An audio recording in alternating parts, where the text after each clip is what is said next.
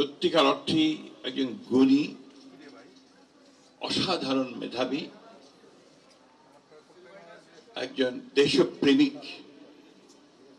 এই কথাটা খুব জোরে বলা দরকার। মানুষকে তারা সম্মানিত করেছেন। মাহফুজুল্লাহ অত্যন্ত মেধাবী ছাত্র ছিল, তার বড় ভাইয়ের মতোই। তখনকার দিনে তারা বোর্ডে স্ট্যান্ড করেছিলেন। তারপরে পড়াশোনা করতে এসে সম্ভবত কিছুটা পারিবারিক ঐতিহ্যের কারণেও বাম রাজনীতির দিকে তারা দুই ভাই ঝুঁকে পড়েন। মাহফুজুল্লাহর মূল উদ্দেশ্যটাই ছিল যে সমাজে একটা পরিবর্তন নিয়ে আসা, মানুষের কল্যাণের জন্য, মানুষকে তার যে পাওনা আসে পাওনাটাকে পাইয়ে দেওয়ার মতো একটা রাষ্ট্র ব্যবস্থা। অনেক স্মৃতি আছে মাহফুজুল্লাহ আমার সঙ্গে। আমি তার সঙ্গে একসাথে চীনে গেছি, নরওয়েতে গেছি, সুইজারল্যান্ডে গেছি, লন্ডনে গেছি, রাজনীতির কারণে। এবং এই একসাথে যাওয়াটা যে কত মধুর হতে পারে, কত জ্ঞান ও গর্ব হতে পারে, সেটা আমি উপলব্ধি করেছি। এখানে ইকবাল হাসান মাহমুদ টুকু আছেন, আমির খসরু সাহেব আছেন। তারা জানেন যে রাজনীতিতে মাহফুজুল্লাহ সক্রিয় ছিল, দল করতো না সে। তার যে রাজনৈতিক চিন্তা, সেই চিন্তাকে নিয়ে সে সামনে এগিয়ে যেত। এবং খুব সঙ্গতভাবেই দুটি মানুষের ব্যাপারে সে যে দুটো বই লিখেছে, একটি প্রেসিডেন্ট জিয়াউর রহমান এবং আরেকটি বেগম খালেদা জিয়া। এই দুজনেরই বাংলাদেশের পুরো ইতিহাসে যে কত বড় অবদান এবং তাদের যে কাজগুলো মানুষের জন্য যে কতটুকু উপযোগী ছিল, সে কথাগুলো তিনি বলার চেষ্টা করেছেন এবং নির্মমভাবে বলার চেষ্টা করেছেন। প্রচুর কাজ করেছেন। শহীদ প্রেসিডেন্ট জিয়া রহমান সাহেবের বইটা লিখতে তিনি প্রায় 5-6 বছর সময় নিয়েছেন।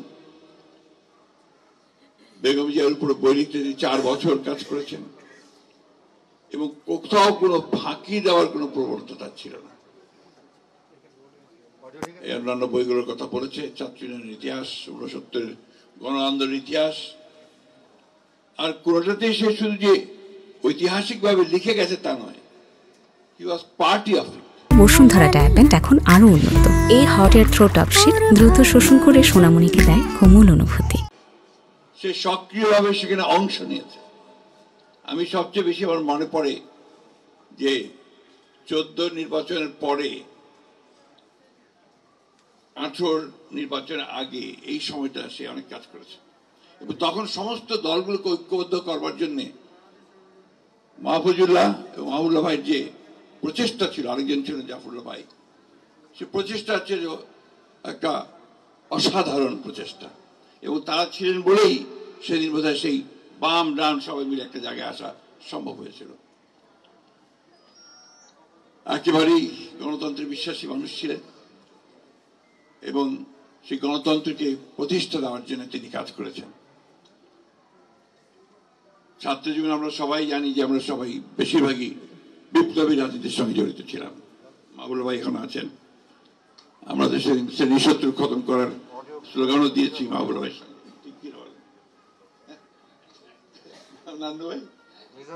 তো সেই শ্রেণী শত্রুর ব্যাপারটা যে সঠিক ছিল না, খতম করার ব্যাপারটা সঠিক ছিল না, এবং তারপরে আমরা যে আমাদের রাজনীতির যে চিন্তা ভাবনাগুলো পরিবর্তন সব মিলে যে একসাথে কাজ শুরু করেছিলাম।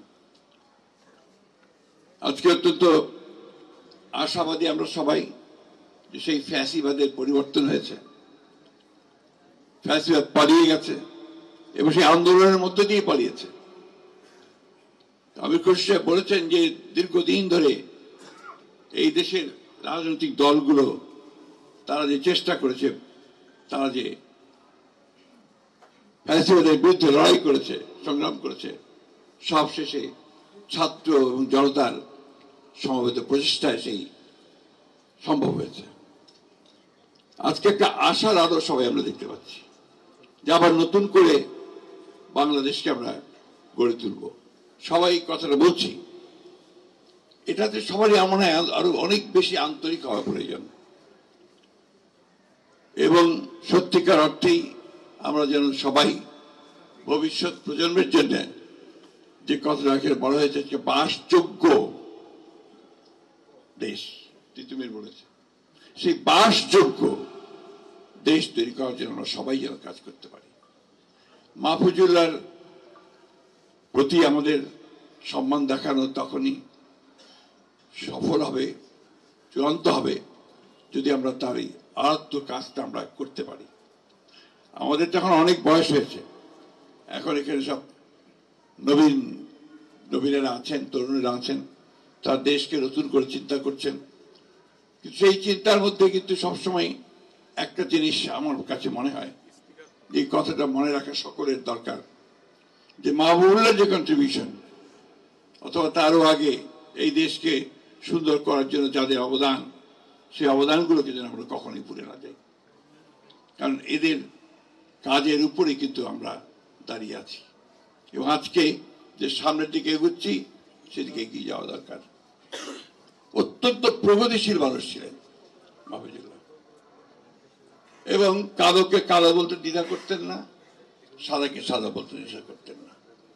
এবং যে কথাটা এখানে অনেকে বলেছেন যে তার যে তর্ক, সেখানে তিনি অত্যন্ত সাবলীল ভাবে তার বক্তব্যটুকু এমন ভাবে উপস্থাপন করার সক্ষমতা যার ছিল যে সেখানে প্রতিপক্ষ সেখানে নিঃসন্দেহে পরাজিত হতো। মাহফুজুল্লাহর পরিবার তারা অনেক কষ্ট করেছেন। যে কথাটা কিছুক্ষণ আগে একজন বলেছিলেন যে আজকালকার সাংবাদিকেরা অনেকেই, আমি সকলের কথা বলি না, অনেকেই তারা তো নিজেদের আখের গোছানোর জন্য আপনার দালালি করে।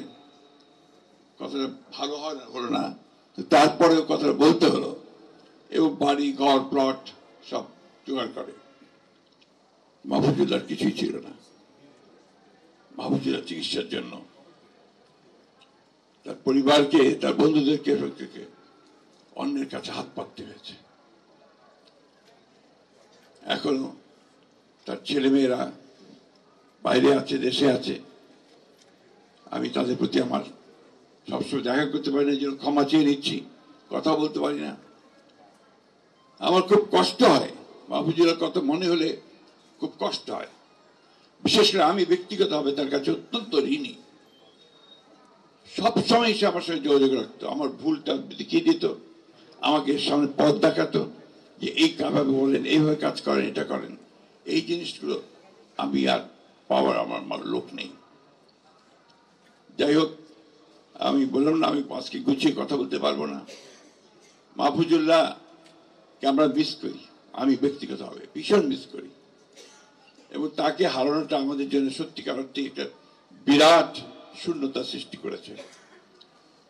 খুশি হয়েছি যে তাকে অন্তত মরণোত্তর একটা রিকগনিশন দেওয়া হলো। আসলে আমরা সবাই তার মাগফিরাতের জন্য দোয়া করি, এবং এই দোয়া করি যে আমাদের সাংবাদিকরা সবাই চেষ্টা করে অন্তত মাহফুজুল্লাহর মতো হতে। ধন্যবাদ সকলকে।